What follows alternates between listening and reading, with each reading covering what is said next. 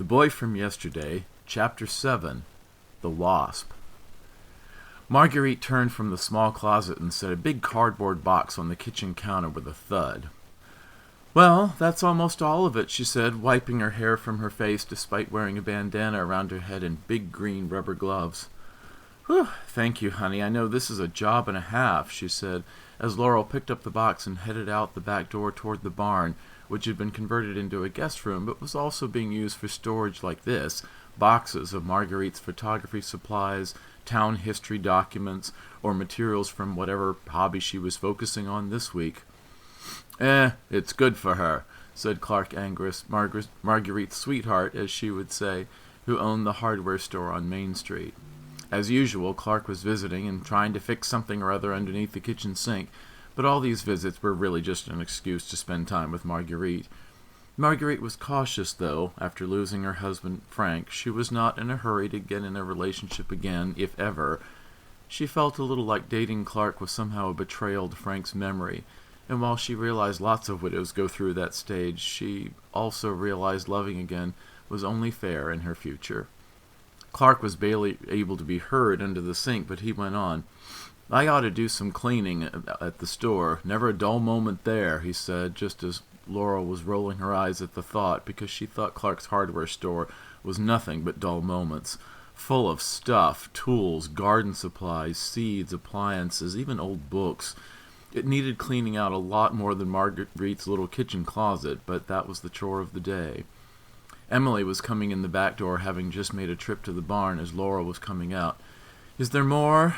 Emily asked Laurel. "I'm not sure. I don't think it's possible for there not to be," Laurel mumbled as she kept on walking. "Just this last one," Marguerite said, fishing out a fairly small but seemingly heavier box off a shelf in the little closet and setting it with another thud on the kitchen counter. Just briefly, as Emily picked it up and headed just behind Laurel outside to the barn with it. "She says this is it," Emily said. "I hope so. We gotta get dressed. That damn corset thing takes forever to put on. I wouldn't wear it except it does make my gut squeeze in," Laurel said. "Are you kidding? You look amazing in that. Maybe you can't breathe in it, but you look amazing," she laughed, just as Laurel put a finger to her lips outside the door of the barn. "Shh," Laurel stared. "I heard something."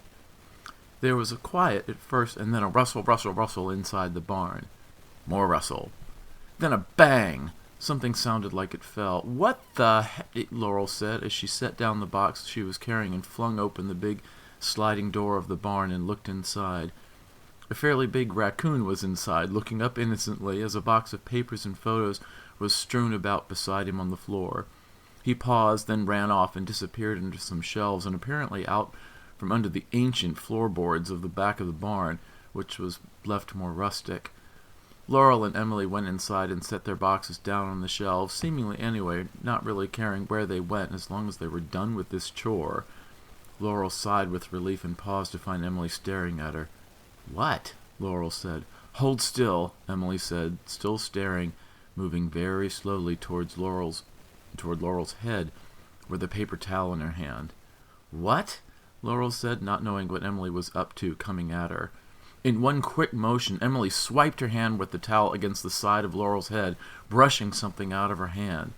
It landed on the shelf behind her. Laurel turned and saw it was a big black wasp, stunned but moving. Emily took the paper towel and squashed the wasp on the shelf in a strong, harsh movement. She raised the paper towel to make sure it was dead, and all that remained were the very squashed remains of what used to be a wasp. "Ew," Laurel said. Emily smiled as she balled up the paper towel and tossed it toward a little wastebasket behind the shelves, but missed. Laurel bent over to pick up the paper and toss it into the wastebasket, but as she did and tried to stand upright again, she bumped the shelf. The shelf bent on its bracket, and the weight of the shelf and its contents started to fall on Laurel. Emily sprang forward and lifted the shelf, fully loaded, back up onto its bracket, as Laurel climbed from underneath and stood up. She looked at as Emily neatly rearranged the shelf back into being intact again. "Whew," Laurel said. "Thanks.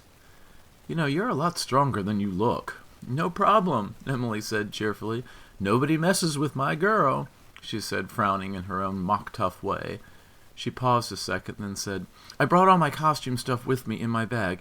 You'll do my hair with the curling iron?" "Sure," Laurel said, "if you'll do mine too and help me fit into that corset thing again. I hope it still fits. Granda's made a lot of good cookies this year."